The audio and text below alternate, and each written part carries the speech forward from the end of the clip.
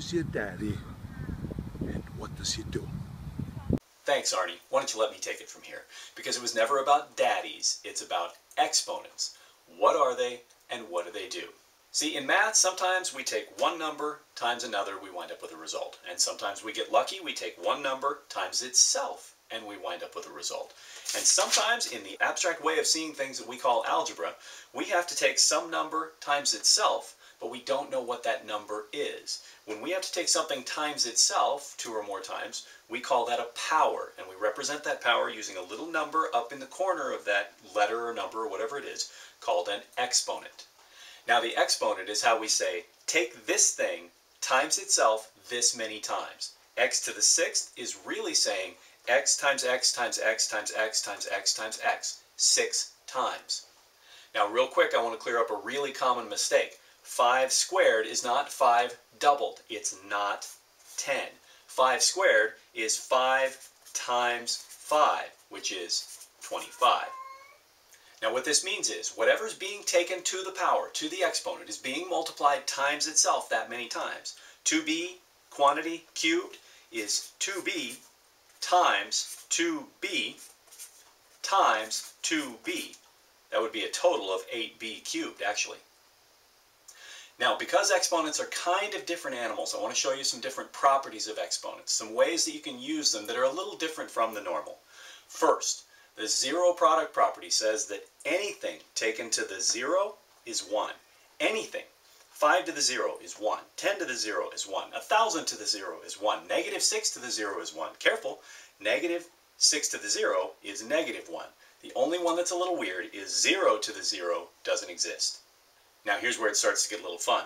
The product of powers property says that as long as these bases are the same, the base is the thing being taken to the power, then when you multiply these two together, you actually add the exponents. This is because 5 cubed is really 5 times 5 times 5. And 5 squared is really 5 times 5. I have a total of 5 to the 5th, and that's exactly what I would see up here. It would be 5 to the 3 plus 2, or 5th, which of course is some huge number. In short, multiplying adds the exponents as long as the bases are the same. There's a similar but opposite rule called the quotient of powers property, and it says that if I have two things divided with the same base, I subtract the exponents. So 7 to the 6th divided by 7 squared is 7 to the 4th, 6 minus 2. Next is the power of a power property, and it says if I take something that has an exponent to an exponent, I take a power to a power, then I multiply those two exponents together. Because this is really, 9 to the 4th is 9 times 9 times 9 times 9, and taking that to the 3rd would be times 9 times 9 times 9 times 9 times 9 times 9 times 9 times 9. 9 to the 4th times 9 to the 4th times 9 to the 4th, for a total of 9 to the 12th, 4 times 3. The last two properties, the power of a product and power of a quotient property, are basically distributing. If I have two numbers inside parentheses and it's all being taken to a power, say squared, then that means I can square the 3 and square the 4, and it's the same thing. Works the same for the power of a quotient. 3 over 5 quantity squared is the same thing as 3 squared over 5 squared. I've basically distributed that exponent into the parentheses. So let's try an example or two, and I'll try to keep it easy to start with. Here's two variables, they're taken to powers, and they're times the same variable, same bases, also to powers. The product of powers property says I'll take the c times the c cubed times c to the 5th, and I'll add those two exponents to get a total of c to the 8th. And I'll do the same thing with the d's. They're the same bases, so d squared times d to the 4th will add the exponents and make that d to the 6th. Let's try a slightly harder one. The quotient of powers property says that I could distribute this 2 into those exponents, but I'm going to save that to last because I'd rather simplify what's inside the parentheses first. 10 stays out here by itself, it's not being taken to anything.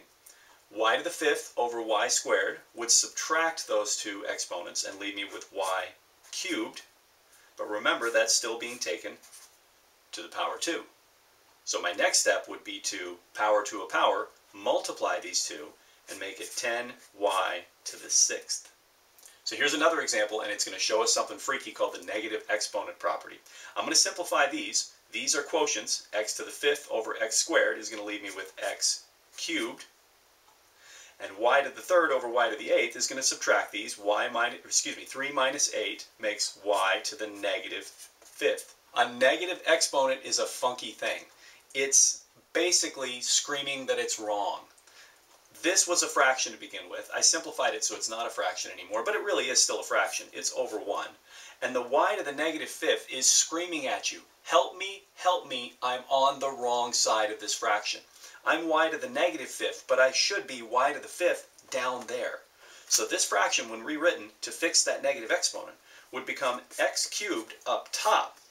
But that y to the negative 5th up top, help me, I don't belong on top, I belong on the bottom. And when you switch it from one side to the other, you change that sign to positive. Once again, negative exponents, help me, I'm on the wrong side. Move me to the other side of the fraction, up to down or down to up, and change my exponent back to positive. Okay, let's try a slightly harder one. And I'd like for you to try this one on your own first. Pause the video here, try to figure this one out, and then we'll come back and figure it out together. Alrighty, you ready? It's a fraction, 3 over 2. That's not going to simplify, so I'm still going to have a fraction that's going to have coefficients of 3 and 2. Now let's look at the a's. A to the 3rd over a to the negative 1. Yes, it's a negative exponent, but we can deal with that last. We don't have to deal with it right now. What I can do is just do the regular quotient property. 3 minus negative 1 is the same thing as 4. Subtracting a negative is the same as adding a positive. So we've dealt with the a's. Now the b's. B to the 5th over b squared is simply b cubed, 5 minus 2. And that's it. That's as simplified as it gets. I could write it a little better. 3a to the 4th, b cubed over 2, and I'm done. Okay, last time, last one, and this one's going to be quite complicated, so try hard to follow along. Now, I have a great big term here, and it's 2 a power. The power of products and power of quotients property says I could distribute this cubed into each of these terms. I don't want to do that yet because this is so complicated. Let's simplify it first. So here we go. We've got a negative out front. We're going to deal with that last. Okay, so we'll just hold on to it there. 20 over 2, the coefficients are going to leave me with 10 on top. X to the 6th over x squared. The 6 minus 2 is going to leave me with x to the 4th. The y cubed over y to the negative 7th. Yes, it's a negative exponent, but I can just treat it like normal for now. 3 minus negative 7 is the same as y to the 10th. And goodness, that takes care of everything on the bottom, doesn't it? The 2 got rid of, the x squared got rid of, the y to the negative 7th got rid of, so I just have 1 on the bottom. And it's all, remember, to the 3rd. So now I'm ready to distribute this to the 3rd in. This will be negative, I don't have to worry about the 1 on the bottom. 10 cubed is 1,000. X to the 4th to the 3rd is x to the 12th. And y to the 10th to the 3rd is y to the 30th. And I think we're done. So that's exponents. And they actually give us tremendous powers, not the least of which is the ability to work with scientific notation, the tool that lets us work with astronomically big numbers and microscopically small numbers at the same time. But that's the subject of another video. Good luck!